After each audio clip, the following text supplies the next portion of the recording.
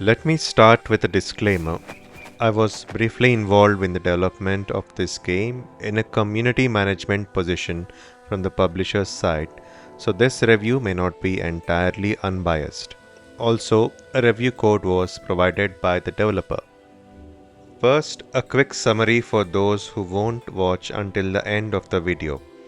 Palm Sugar: A Village Story is not a predictable pixel art indie game. Behind the innocent looking characters, there is a darker narrative that may surprise or even shock a few players who go in expecting a cozy game.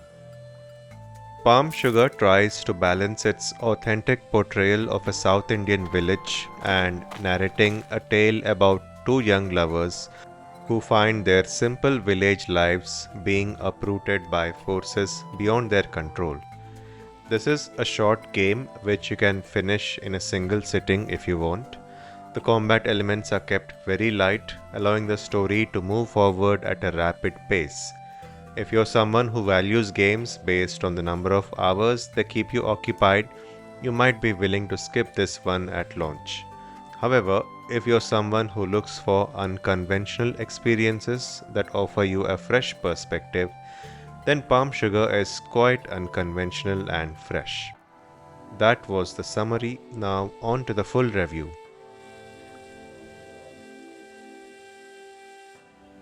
Palm Sugar takes place in a fictitious South Indian village called Bellampakam. Sinu and Geeta are madly in love but are separated once Geeta leaves for higher studies. Upon being reunited 2 years later, trouble starts brewing when Geeta is harassed by a bunch of goons and Sinu steps in to save her. This sets up a chain of events that changes the course of their lives, and the seemingly simple love story suddenly takes a sharp turn towards something much darker. To balance the dark tone of the story, the dialogues sometimes try to bring in some light-hearted chatter. Towards the end, though, there's a twist that took me by surprise, and all previous attempts at humor were forgotten.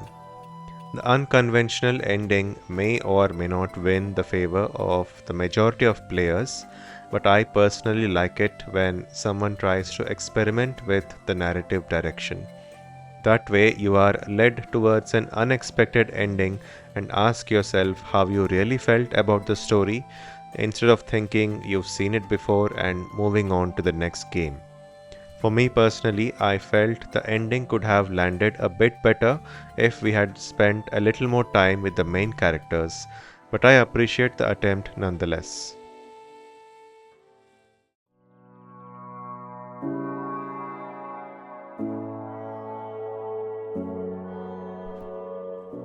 This is definitely a gameplay light title.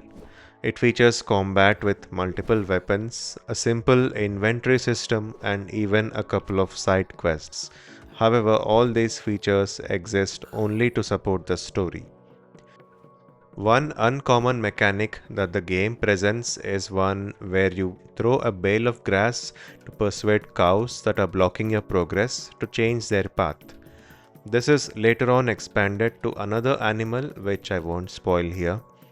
The cow mechanic fits in well with the village theme of the game, and while it is used sparingly, there are a couple of seemingly difficult achievements tied with convincing the animals to help you in combat. The rest of the gameplay loop involves going along with the story and using whatever tools are required in the current chapter to move forward. This says you pick up tools commonly found in an Indian village. To recover health, you need to knock down fruit from trees and eat them. The gameplay isn't particularly challenging, and apart from one side quest that will test your reaction speed, most players should be able to breeze through the game without running into major roadblocks.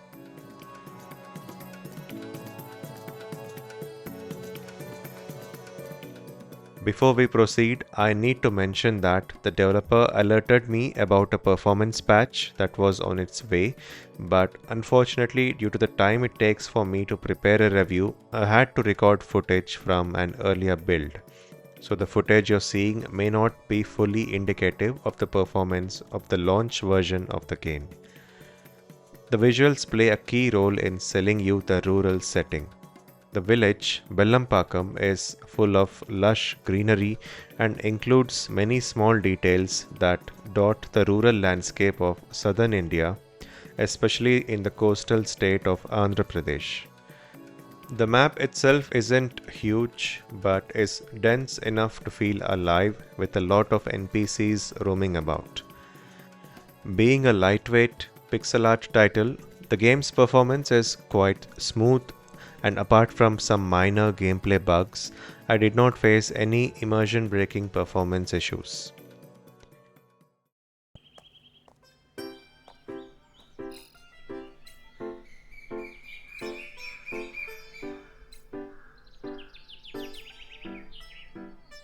This game has a handful of original compositions that make for some pleasant listening, but the key thing I want to highlight in this section may appeal only to Telugu and Hindi speakers. India has traditionally not been a very large market in terms of PC and console players, which is one of the reasons why a lot of games, including those made in India, do not feature localization in Indian languages. Palm Sugar tries to break that trend by featuring support for Telugu and Hindi for the limited voiced narrative that it has. It also provides limited text support by using Tenglish and Hinglish scripts, which is where the written script is English but the words themselves belong to Telugu or Hindi. I hope I'm not entirely wrong here, but I believe the key reason for this approach is that the game engine that was used to make this game, Unity, currently does not offer native support for Indian language scripts. Indian game studios are painfully aware that most Indians do not buy games on Steam, so one can only hope that small steps such as supporting local languages will help towards reversing that trend. My playthrough in Tenglish was quite entertaining, with the dialogues sometimes referencing popular Telugu movies and songs, which is an experience I've never had in any video game until now. Kudos to Monotask Studios for doing their part in trying to bridge the language gap, and here's hoping that this is one step towards getting native support for Indian scripts in the future.